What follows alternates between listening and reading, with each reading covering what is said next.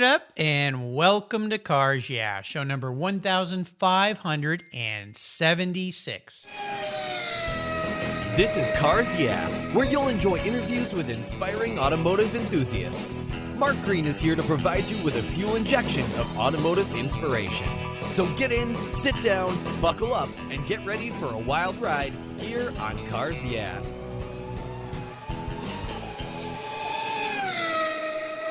Hello, inspiring automotive enthusiasts, and welcome to Cars Yeah. I'm revved up and so excited to share with you today a very special guest by the name of Elizabeth Puckett. Elizabeth Puckett is the editor-in-chief of Motorious.com, an online publication that caters to the collector and enthusiast crowd with a focus on American muscle cars. But they also deal with other vehicles too. Prior to joining Motorious, she worked at Mustangs Unlimited as a product development specialist and then turned to freelance writing in the automotive marketing field. She transitioned to online publications focusing on news and features as an editor. Her father was a big influence on her path towards automotive obsession because he was a top fuel funny car driver. She has drag raced herself and done some road racing as well. We'll be back in just a minute to talk with Elizabeth, but first, a word from our valued sponsors that make Cars Yeah possible, so buckle up. It's going to be a fun ride. We'll be right back. When it comes to your vehicles, things can get a little messy. Rain, snow, salt, mud, dirt, and everything Mother Nature comes up with can hurt the finish of your vehicles, both inside and out, like that bird on the branch up above your car. I'm not worried though, because I've used Covercraft products on my ride since 1975. That's right, since 1975. Today, Covercraft offers you a total solution for vehicle protection. They make the best fitting, finest made car covers in the world and offer a wide variety of materials, colors, and options that protect your paint and the interior, whether your car is inside or outside. Plus, they keep your car cool when it's parked in the sun. Live where it's really sunny all the time? Lucky. Covercraft covers and sunscreens are the best. If you've got pets, messy kids, messy in-laws, just plain messy friends, Covercraft seat covers are the perfect fit and perfect solution for keeping your seats looking new. They're easy on, easy off, and they're easy to wash too. And don't forget Covercraft's custom fit floor mats and trunk liners. Plus, they're very handy seat back organizers. They are must-haves for all your vehicles. Your car, your truck, your van, or whatever you drive will say thank you. And I've got a deal for you. If you use the code YEAH120, that's YEAH120, at Covercraft.com, you can get 10% off your Covercraft order. Just go to Covercraft.com, check out all the products they have to protect your vehicles, use the code YEAH120 at checkout, and get that 10% discount. That's Covercraft.com and use YEAH120 at checkout. Covercraft, they've got you covered. Kevin Buckler is a winning racer and team owner of the Racers Group. He has over 100 professional wins, multiple wins at the 24-hour of Daytona, and a win at Le Mans. Kevin realized the racing world is about the people and founded Adobe Road Winery. He and his team have created a winning combination with the Racing Series, 4 ultra-premium red wine blends that are in a class of their own with a racing twist. Just like in racing, these wines comprise of art, precision, engineering, science, superb taste, all blended together with a whole lot of fun. There are 4 carefully crafted blends with race-inspired names: Redline, Apex, Shift, and the 24. When you purchase all 4, you get the entire lineup in a beautifully designed gift box. There's a printed description of the blends inside the box lid, and every bottle is parked in a protective, die-cut placeholder. The bottles feature 3-dimensional labels, and I promise you'll want to keep them after enjoying these delicious wines. The box is so cool, you'll want to keep it too. The Racing Series is a killer gift for the automotive enthusiasts in your life, and I have a deal for you. If you use the code CARSYEAH, all one word, all caps, at checkout, you'll get $10 off any purchase of wine from the Racing Series. Your wine ships promptly and arrives quickly. Use the code CARSYEAH at checkout for $10 off on your purchase today. There's always a seat at the table for excellence with the Racing Series. Go to AdobeRoadWines.com and use the code CARSYEAH today to get your deal. Cheers. Hey, Elizabeth, welcome to Cars Yeah. Are you buckled up and ready for a fun ride? Yeah, for sure. Start your engine. All right, here we go. Well, before we jump into the questions I have for you today, I always ask my guests this. What's one little thing that most people don't know about you? My big thing, I think, that people are surprised about is that I actually learned to drive a stick on a motorcycle instead of a car first. Yeah. And I just basically got a motorcycle one day and drove it to work 22 miles the next day. No idea how to operate it, but it was one of those like mental clicks where if I don't do this right, I'm going to die.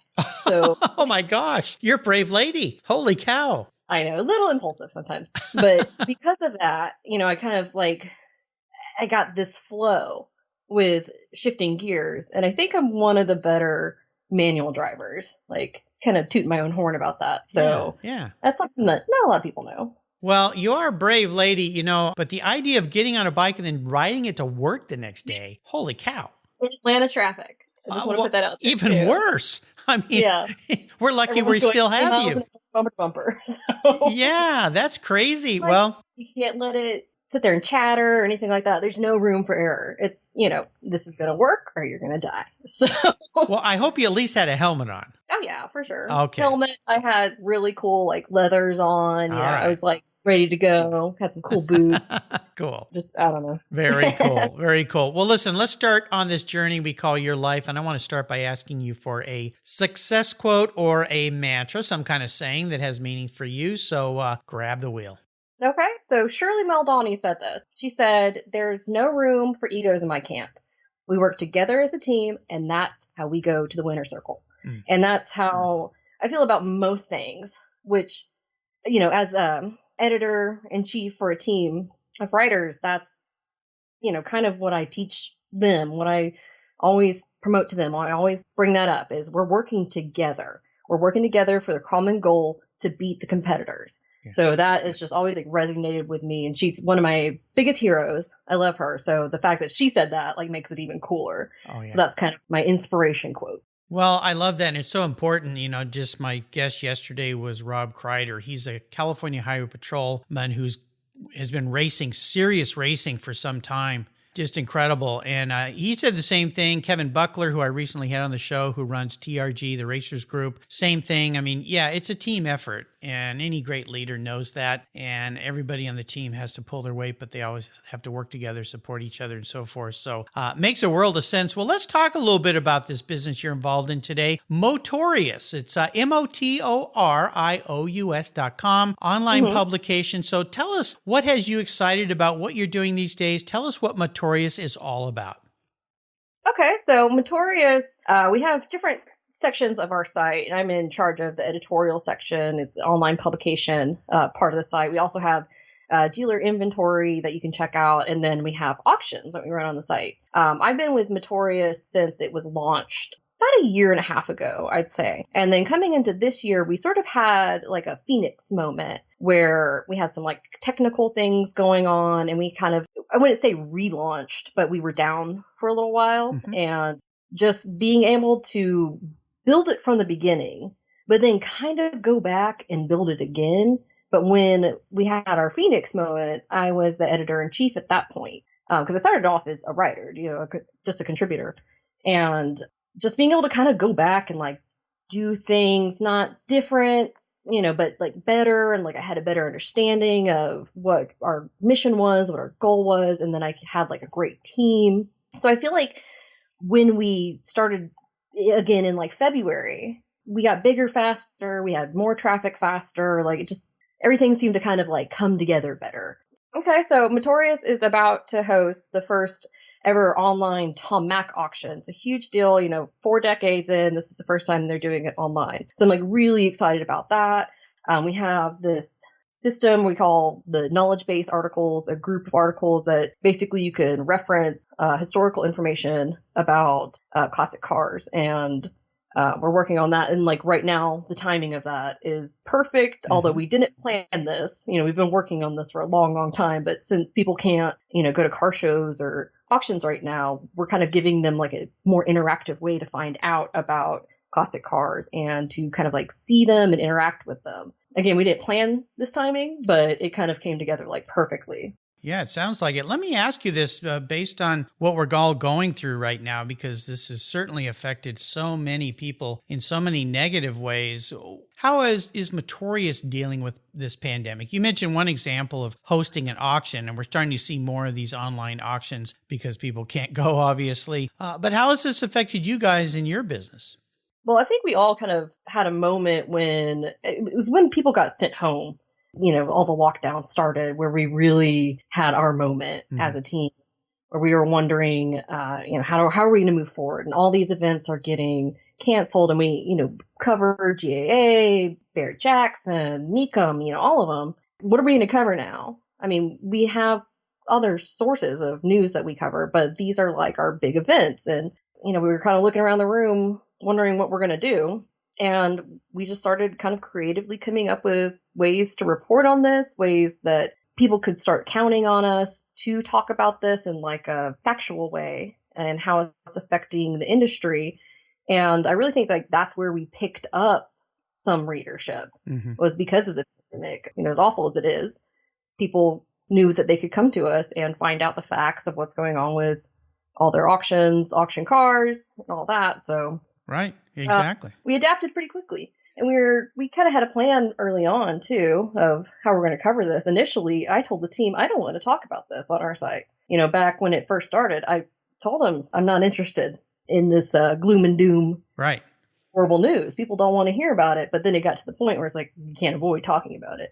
So, well, it's an interesting thing to me because back when the 08-09 recession hit, I was working in a catalog business, and we were concerned because there was a huge economic meltdown from that, obviously. But what we found was that one thing, people are innovative, which we're seeing in so many sectors right now. But the other thing is people's passions don't go away even when their wallets shrink. They still want to partake in some way, so they reach out. And for me here at Cars Yeah, my podcast, I've seen a 10 to 15% listenership increase every month since March, and it's continuing. So I figured, okay, I haven't really changed. I'm still producing 5 shows a week, but people are seeking content of something because they have more time on their hands now if they're stuck at home or, heaven forbid, they're out of work. And so there you go. So there is a side, but I'm seeing incredible innovation. I participated last month in a virtual wine tasting with a new sponsor of mine, Adobe Road Winery. I'd never done that before, and I thought, how do you do a virtual wine tasting? But we had over 80 people on the show on a Saturday night. We talked about the racing series wine that Kevin Buckler produces there. He's a racer, but also has the winery. And at the end of it, my wife was in the other room on her computer. I was on mine, and we had all these people participating. Peter Brock was there. Lynn St. James was there. And I went, well, that was really interesting. We would not have seen or interacted with those people at all if not for this virtual event. So there's some positives here, some silver linings, I think, and people are finding ways just like you guys are. Yeah, and I was on that virtual wine tasting. Yeah, you were. Yeah. And did you have a good time? I did. It was very interesting. And Lynn St. James, she's so cool. She was great. She's the coolest. Yeah. And the shift wine is really good. Oh, that's my favorite. Yeah. Yeah, it's so yummy. And I'm not really a red wine drinker, but that was delicious. Yeah. I really enjoyed that. And then feel like I learned a bunch of things about wine, and then kind of the platform. I'm actually covering that right now. Yeah. Should have a story out pretty soon about that event and just sort of how those events tie in with car people, because the wine tasting hobby kind of does collaborate with the car collection hobby in a big way. Oh yeah. Hence we do have kind of this wine element. We have wine tastings at different auctions and things like that coincide. So to kind of have that tie-in was really cool. I really enjoyed that. Well, I think also, in fact, I know this, that high-end brands do relate. If you think about Pebble Beach Car Week and all the high-end brands that show up for that, and even if, say, Lamborghini parties, Alfa Ferrari parties, all these major marks that come and put on these shows, they're serving wines. Those wines are being marketed by them. And in the case of Kevin Buckler, of course, being a 27-year racer and then building a winery and then a series around racing called the Racing Series, I mean, there's a whole tie there. And I think the fact that even some of the people that were on that event that weren't car people had a good time learning about car people and about how it ties. For those listeners that didn't get to do that, and hopefully we'll do another one, and I'll invite all of you, but we did in-car driving. He had his racers do a, corner by corner of Daytona and Laguna Seca. And yeah, it was really fun. So there's a real tie-in here, I think, with all this. But it what it's really all about for me is people getting together and enjoying each other's company and sharing passions. And Elizabeth, car people are people that love to be around other people, right? Yeah. I didn't even think about this, but, you brought up that people were on the call that weren't car people. That didn't even occur to me. Yeah. That people were there for the wine and not all car people. So that's a very interesting avenue that I want to include in my coverage of this. Well, I think it's important because it opens up one world to another world in many ways. And the people I've spoken with afterwards who participated that aren't car people said, I really had fun. I just thought the car stuff wouldn't be that interesting, but I found it really interesting and exciting. And I learned some things and didn't know that, Lynn St. James had raced that race 7 times. And, this was going to be the 104th running this year. Hopefully they'll still do it in the fall, but I think it's fascinating and really, really cool. Well, let's jump into what I call my challenge question. I want you to talk about a big challenge you faced in your life, something that really set you back a bit. Take us on a deep dive, but more importantly, what was the learning lesson so you could move forward from that situation in a positive way? I've kind of dusted myself off a couple times from life throwing me curveballs. I say my biggest challenge is when the last recession hit. I was 3 months pregnant, when it really started affecting businesses. I was 3 months pregnant with my daughter, who's now 9, and my husband lost his contract job. So there was no, unemployment or anything like that available for him. Yeah. And my job that I was working was pretty entry level. I was working at Mustangs Unlimited as a product development specialist. So it was pretty entry level work. So I wasn't getting paid enough to support an entire household. And when he lost his job, it was, 3 months pregnant. I don't know what to do. So when that happened, I basically, I saw all, 40% of our workforce was cut. Yeah. So I had to come up with a way to make more money. I couldn't ask for a raise after everyone was getting fired. Right. So I started learning marketing because the entire marketing company or department was let go. And because I was so good at that and I learned so much about it, they let me work some overtime to continue their marketing efforts. And through that overtime, I made a couple $100 more a week and I was able to support the household. And that was really at first I didn't think there was a way through it. Yeah. I didn't see an avenue that we were going to make it. And we don't have rich relatives or anything like that. We're all pretty middle class around here. So there was no cushion at all. Yeah. It's just trial by fire. And then it kind of happened again. My husband was in an accident and couldn't work. Oh, gosh. And it just so happened that I just went back to freelance work after working for a company that was sold. I worked there for a couple of years and then I just transitioned back into freelance work a month before. So I was just getting my clients back. We had talked about it as a family and, kind of building everything back up because, as a exclusively freelance writer, you have to have kind of this pool of clients. You have to have 5 or 6 clients to really make some money. Right. But I didn't have that. I had one client and I had to do it all over again. I had to become the head of household all of a sudden. I didn't think there was an avenue. I didn't think there was a path. I didn't see a light at the end of the tunnel. Mm-hmm.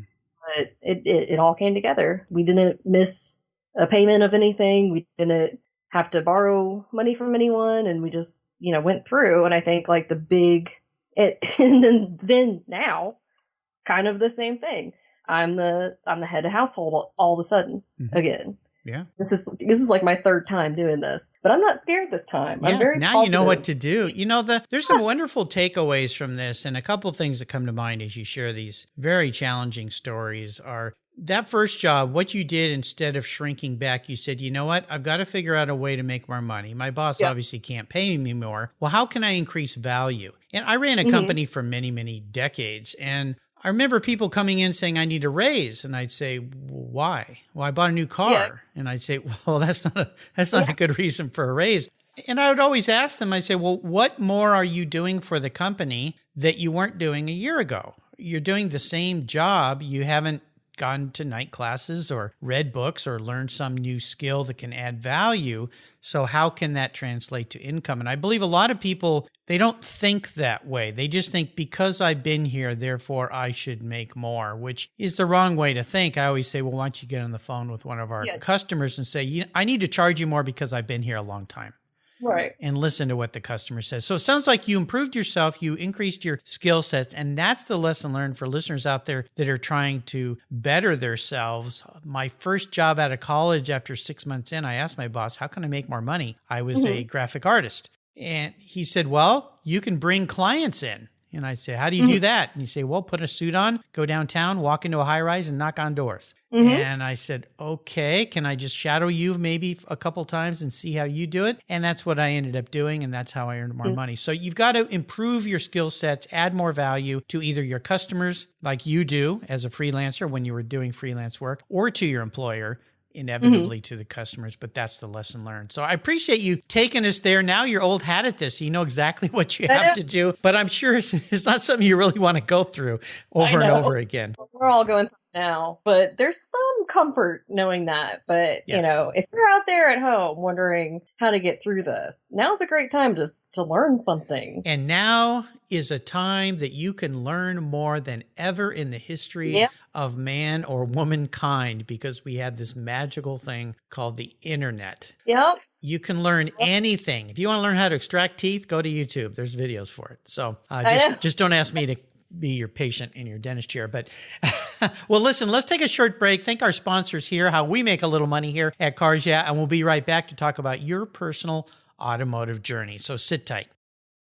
If you're listening to Cars Yeah, you've probably spent some time working on your favorite ride. But how confident are you working on your finances? You may be able to rebuild a fuel injection system, but can you decipher the details of a mutual fund? If you're like me, investments, insurance, annuities, budgeting, and other financial concepts may seem a bit daunting, but what if I told you there's a book that describes these subjects and more in an easy-to-read and a very humorous way? My friend Chris Kimball, CFP, a longtime sponsor and past guest here on Cars Yeah, has written that book, and it's titled The Saga of Eicken, a couple's humorous journey through the confusing world of finance. It's a fun look at things you need to know. Everything from investing to effective ways to get rid of credit card debt, and it's probably the only book on finance with a VMAX on the front cover and a classic Mini Cooper on the back. The book's available at Amazon for just $10, and this book will dramatically improve the direction of your financial future. I gave copies to each of my children. All securities are through Money Concepts Capital Corp. Christopher Kimball Financial Services is not affiliated with Money Concepts Capital Corp. Get your copy, The Saga of Eicken, today.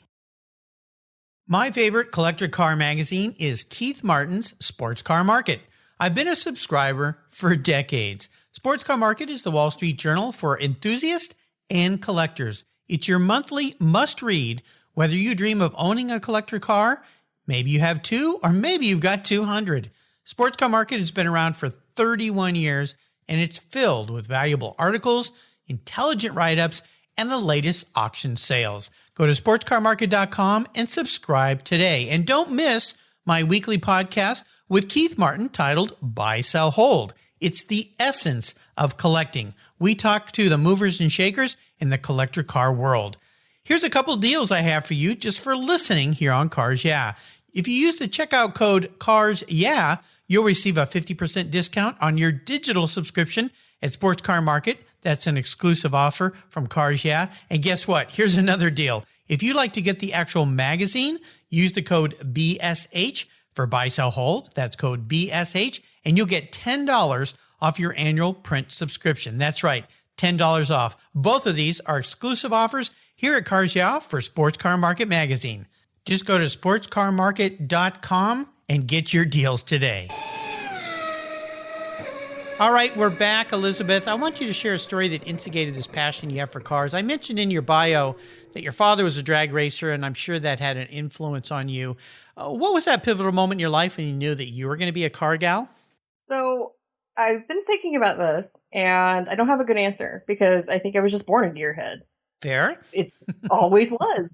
There was no moment where I realized it, or I have moments where I realized I was kind of different, being around my peers and they had no idea what I was talking about when I'm like in elementary school, talking about drag racing, especially as a girl. They're like, okay. I mean, I was just born into it. There's really no moment. I wish there was, I wish there was some. Well, obviously your dad had some influence though, because, you're a little girl and you see this guy getting in these cars going really fast. And that led you to buy your first car, which was a fast car. And we'll touch on that maybe. And I think that'll shed a little more light here. Tell us about that first special car, because I know a little bit about it, but tell our listeners about it. Well, my first car is one of my cars now. So I've had it forever. Got it when I was 17 years old. It's 1998 Firebird Formula, and that's a LS1 equipped Firebird. People are always kind of confused what's different from a Formula and a Trans Am. Trans Am's just a different bumper and a spoiler, but the internals are all the same. Yep. And I was looking for it. At 17 years old, nobody even wanted to let me test drive any of these cars. And I was just finding kind of nothing.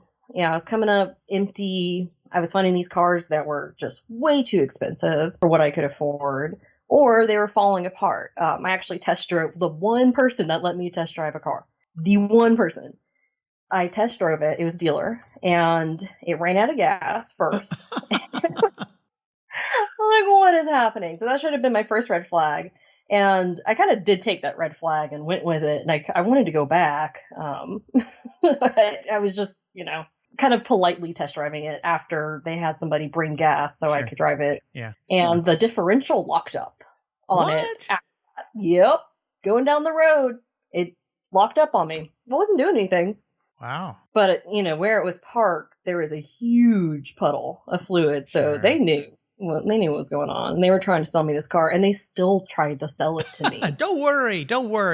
They normally leak a little bit. They're like, well, we can get it fixed up. Of and course. I'm like, it's not moving, though. Like, I didn't know a lot about differentials at the time.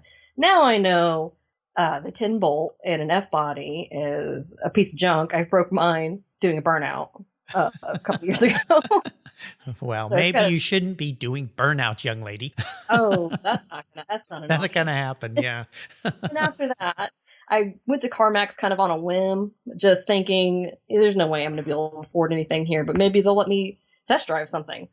Maybe I'll find something I can afford that's not specifically an F body, which is what I wanted. I wanted an LS1 F body. I wanted one of those since they came out. I was 12, and I remember the commercials. And then I remember I could hear the note of the LS1 cars. Like when they would come down the road, I would race to the window and watch it drive by. So I always wanted one. Went to CarMax, very expensive, beautiful, nice cars. That's a good dealership. That's actually where I got my Charger. Uh-huh. But I went there. They had a really eager car sales guy who used to work at kind of a slimy dealership, but now he's working somewhere that's the famous no haggle kind of place. Yeah. And he wanted to sell me a car so badly. And he sat me down in his office and he pulled up the high mileage inventory, and there was my car. Wow. And it was listed as having 125,000 miles on it.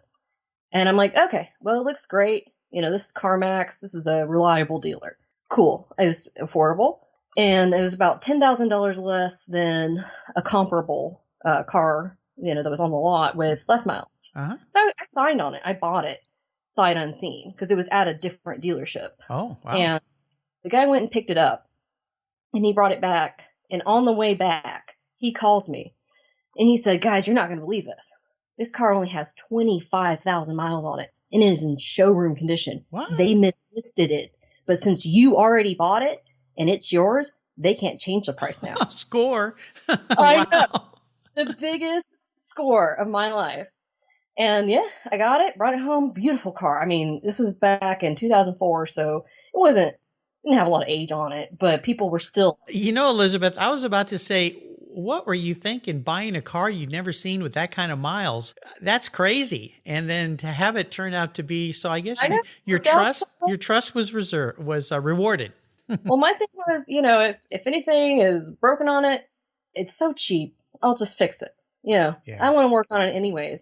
So about 6 months later, I'm like, I'm going to leave it stock. It's so beautiful. It's so, such a beautiful car. Not a scratch on it, not a dent, nothing. Not dirt in the engine bay, nothing at all. Such a beautiful car. I'm going to leave it alone. I'm going to leave it stock. So about 6 months later, exhaust swap. Of course. And then after that, you couldn't leave it alone. Yep. Then intake, just full bolt-ons. And then I started racing it.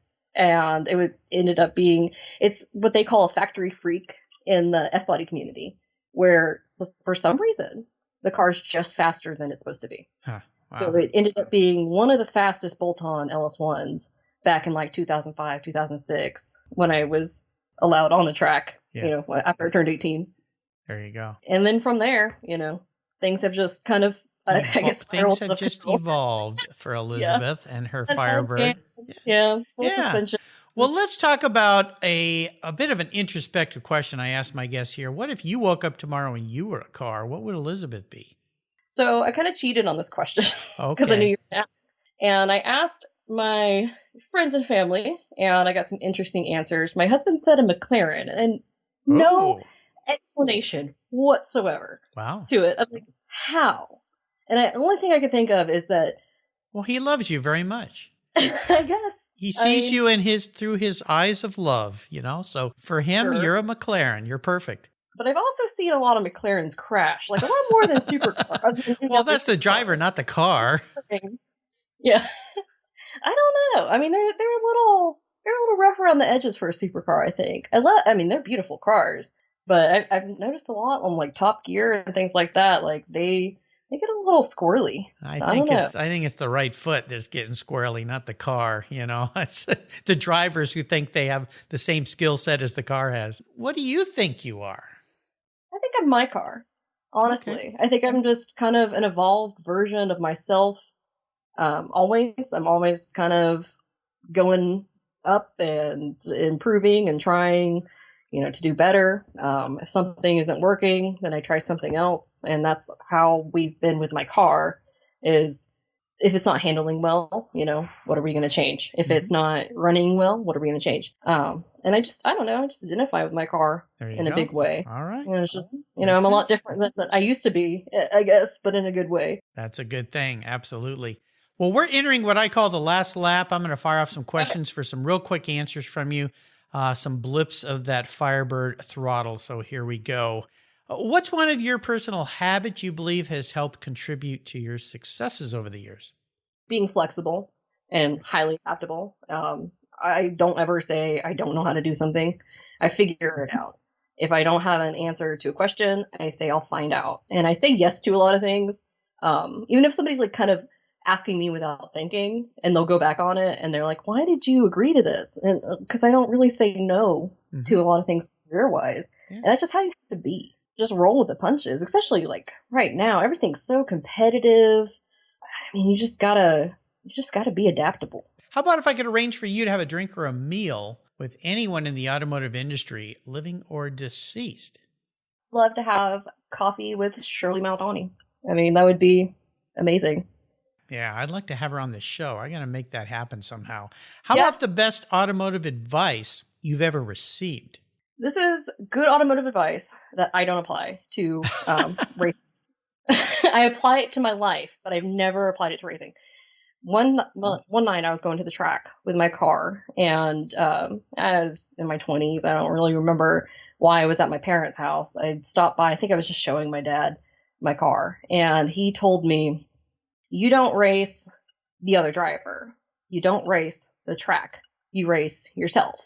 And that's how you become a better driver. That's how you get better times and all that. And I apply that in my career mostly. Is I'm not competing with some external factor. I'm competing with myself to become a better editor, to become a better employee. I mean, honestly, that doesn't apply to me in a car because I tend to kind of underachieve if I'm alone on a track and I get kind of bored.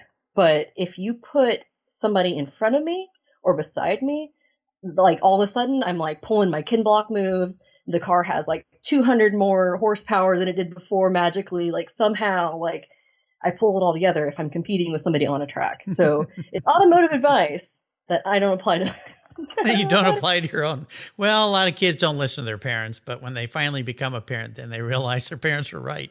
So you're already in those shoes. How about a resource for people, a go-to for you? What would it be? So this is an honest answer, but it's going to sound promotional. On Motorious, I talked a little bit about the rolling out of the knowledge base articles over the last couple of weeks. I think a lot of people in the industry, a lot of enthusiasts, and maybe people who just want to be entertained are going to love these knowledge base articles because they talk so specifically about all these different year model cars that like you're going to find out information that you couldn't find before, and it's verified. You can trust it. And I kind of go back on my marketing experience with this. When I worked for a marketing company as the content manager, I was having such a hard time finding any information I could trust, like certainly not with Wikipedia. And then, there's all these different like random forums and random people talking about stuff. And I would, talk about a Tri-5 hubcap, and God forbid I got that wrong. I got, skewered on the internet. And this is going to prevent that from happening. This is going to be a great resource for anybody in the industry, especially where you can look at it, you can get all the information, all the production numbers and all that, and you can trust it. And there's just not much out there that's like this. So you can find that on the website, motorious.com. I'll put a link to that on Elizabeth's show notes page on the Cars Yeah website. How about a book? Is there a book you've read you think others should crack open and enjoy as well? So this is kind of a kid book, but maybe like a high schooler book. It's called Art of Racing in the Rain. Pretty popular book. We bought it kind of like on accident, I guess. My 8-year-old, or now 9, she reads at an 11th grade level. So we were like trying to find something that would interest her, but wasn't, like inappropriate. And this book is actually really inappropriate for kids that young. Well, part of it is, yeah. Picked it out because there's a dog on the cover. And, while reading it to her, we've had to skip a lot of parts, but it's such a good book because it kind of applies those values like I've talked about before, where it's just like, there's going to be a lot of things that are going to try to take you down. And like, sometimes it feels like things are impossible. Like you have so many curveballs thrown your way. Like you don't want to be in a race car in the rain. So that's where the kind of art of racing in the rain comes from, is just, no matter what is thrown your way, just accept that there are uncontrolled variables in your life. And adapt to them and keep chasing, keep going, or go down swinging. Absolutely. You have 2 options. Going or swinging. We'll give it a try. Yeah, The Art of Racing in the Rain by Garth Stein. He has been a guest here on Cars Yeah. That's the most recommended book here on Cars Yeah, but I'll remind our listeners that there's a place on the Cars Yeah website called Guest Recommended Books. It's under the Resources tab at the top of the landing page. You'll find over 1,600 books there that have all been recommended by my inspiring automotive enthusiasts, including Elizabeth Puckett here today. So go check it out. And of course, most of you know they made a movie about that book. I think the book is way better than the movie, though, because it goes more in depth. But it's a great book for sure. Bring a box of tissues. You're gonna be crying for sure. All right, we're up to the checkered flag here, Elizabeth, and this last question can be a bit of a doozy. I'm going to buy you a very cool car today. But there are a couple rules that might make this a bit of a challenge for you. One is you can't sell it to buy a bunch of other toys with. I want you to drive it. No garage queens allowed here. But here's the kicker. It's the only one fun toy collector car you can have. That means you got to get rid of your Firebird. So if you don't want to get rid of your Firebird, you already have your dream car? Cool. I don't have to spend any money today. But if you would like something different, what would it be? I wouldn't like anything different. But if I'm buying... somebody else is paying for it. I'm getting the most expensive car in the world. I'm going to get a Koenigsegg CC XR Tavia. Just because it's the most expensive one I can think of. Oh my gosh. That's it. That's all I got. I'd rather have my car. I don't know, maybe. I would have to test drive it, obviously. Yeah. Well, you got a bad history of test drives. I'm not sure they're going to let you do that. but of incidents occurring. But now, other than the fact that it's super expensive. Yeah, I mean, the brand is awesome. Like, I love the guy's story, and I think he's 37. He's not very old, so he's closer to my age than a lot of these other companies, or CEOs rather. And I don't know, I just think they're really innovative. They're not the best looking supercars. I mean, they're not ugly, but obviously, like, Ferraris are beautiful, beautiful cars. They're, works of art. But I think, I don't know, they're just really innovative and cool cars. And the CCXR, I think there's like 2 made, maybe 3. So, and they're white carbon fiber. At least one of them is that I've seen. Yeah. So they're just cool. I like supercars, even though I'm a muscle car person at my heart. Like, I like supercars. They're just, if there's one on TV, I'll stop and pay attention. If there's a muscle car on TV, I'm like, yeah, I've seen it. Like, sure. I know, like, I've never done that. They're pretty wild. They're the Jesco Absolute that they made is kind of a Batmobile car to me. That car is kind of cool, but obviously during Car Week, I've seen those cars down there. I've never had the pleasure of driving in one, but or much less driving one. But oh my gosh. Okay, well, Cindy said you're going to be an expensive date, and she was right. That's going to cost me a little bit, but that's okay. Yeah. Happy to deliver that to you. Elizabeth, you've taken us on a fun ride today. I've really enjoyed learning more about you. I want to thank you for sharing your journey with us. Is there a little parting piece of wisdom or guidance you might offer us before you rip off into the sunset in that Koenigsegg? Know your strengths and know your weaknesses and know how to turn your weaknesses into strengths. As weird as it sounds, and it's kind of cliche, but I mean, there's been times in meetings where I'm not following something that, the company is talking about. And I will pipe up and say, look, if I'm the target customer and I don't understand this and I'm part of the company, then we need to re-engineer what's going on. Yeah. So, I mean, just turn your weaknesses into strengths. And again, like I keep saying, be adaptable, be flexible, learn, never stop learning, be an expert in your industry. And if you aren't an expert in your industry, become one. Absolutely. Absolutely. And the best way to follow you guys, would that be motorious.com? Yeah, head to motorious.com. You can always email me with feedback, questions. If you have a cool lead, Elizabeth@motorious.com. And I'll remind our listeners, Motorious is MOTORIOUS, motor, ES, motorious.com. You'll find links to that on Elizabeth's show notes page and a tie to her via email if you want to reach out to her. I would encourage you to follow them. You can subscribe online. You can enjoy them on Instagram as well. I think you also have a Facebook page, right? Yeah. Yep, Notorious. Absolutely. You can find everything on her show notes page on the Cars Yeah website. Elizabeth, thanks for being so generous today with your time, your expertise, and for sharing your life with me. This has been fun. And thank you again to Cindy Sisson for connecting us. Until you and I talk again, I'll see you down the road. Okay. Well, thank you so much for having me, and I'll come back anytime to chat. Obviously, like, if you get me talking about cars, I won't stop talking. So, and thanks again to Cindy for introducing us. So. Absolutely. You're welcome back anytime. You stay healthy. All right. Thank you. Thank you so much for joining us on today's ride here at Cars Yeah. Drive on over to carsyeah.com to find show notes and inspiring automotive fun. Download your free copy of Filler Up, a fun book filled with gorgeous photographs of fuel filler fun, including quotes from more inspiring automotive enthusiasts. Download your copy today, and we'll see you next time on Cars Yeah.